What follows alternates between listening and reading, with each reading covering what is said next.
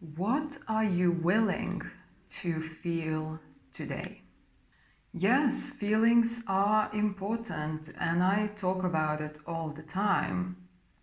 From a therapeutic point of view, feelings are messengers, and they are also a gateway into our subconscious, sort of understanding where these feelings come from can help us to understand deeply the problem itself. However, a lot of people that I talk to seem to be confused about feelings in general.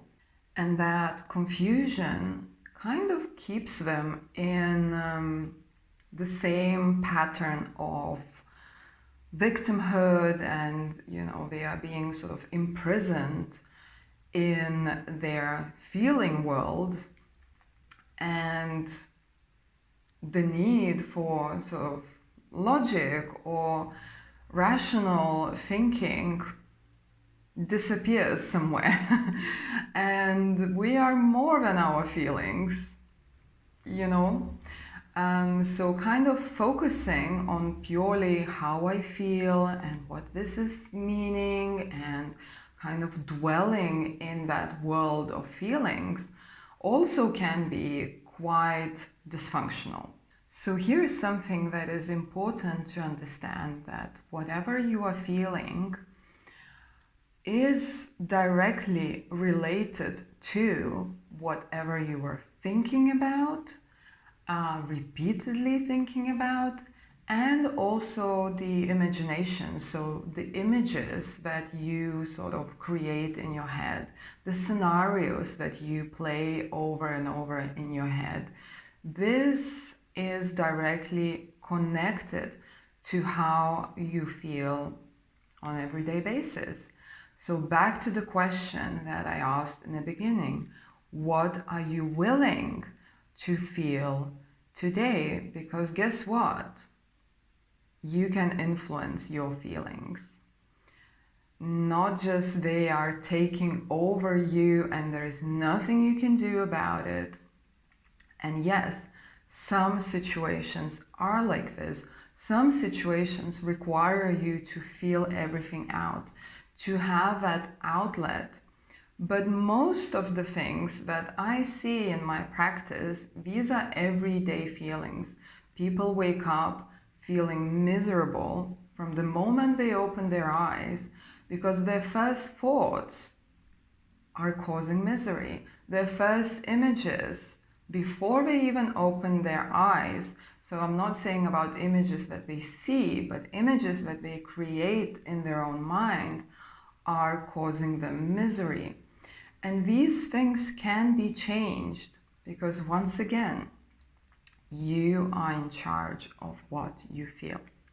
So here's the thing that I do, and I want to share this technique, if you want to call it like that, with you, which hopefully will empower you to take charge of your emotions and feelings. It's something that we all experience. We all have good days and bad days. So when I find myself sort of spiraling down in some negative thinking, imagining, feeling process, and this takes practice, of course. It's not something that you do once and suddenly everything just shifts. It needs a bit of practice, it needs a bit of time to get to that, not just conscious understanding that you are in charge of your feelings, but also on a, bodily sensation, to see how you can shift and how you can sort of dig yourself out of this rut of negative feelings little by little by changing your language, okay? So something that I do, like I said, one of these days where everything just seems to go wrong and you feel not your best, I remind myself out loud that I am in charge of what I'm feeling. I am in charge of how I feel. And I choose to feel calm.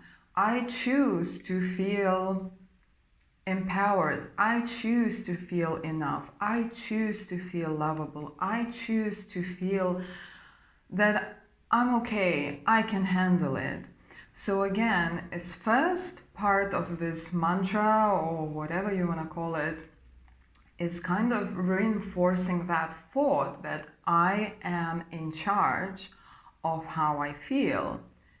And then the second part is, and I choose to feel, and you add whatever feeling you want to invite. So you are overwriting whatever is going on inside you, whatever, negative spiral you are caught in.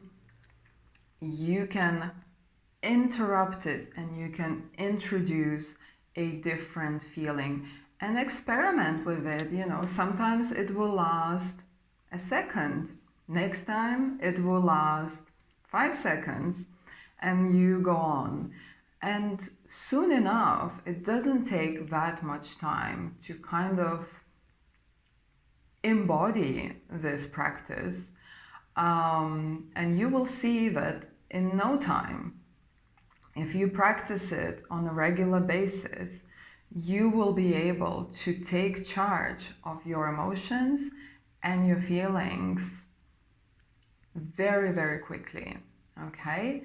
And that is a life-changing trick, if you want to say it this way, because that empowers you, that takes you out of that sort of emotional imprisonment that I see so much in my clients, not being able to sort of regulate themselves and just keeping themselves with the same negative talk, the same negative imaging. And there are good ways to use your imagination and there are not so good ways to use it as well. So you decide how you want to use your imagination. So think about what kind of feelings you want to invite to your day and see how you can amplify it.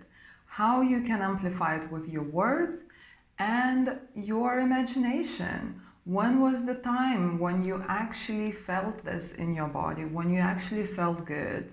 Remember those times. Remember those situations. Bring those images into your mind and just allow yourself to see how those emotional states are changing. Okay?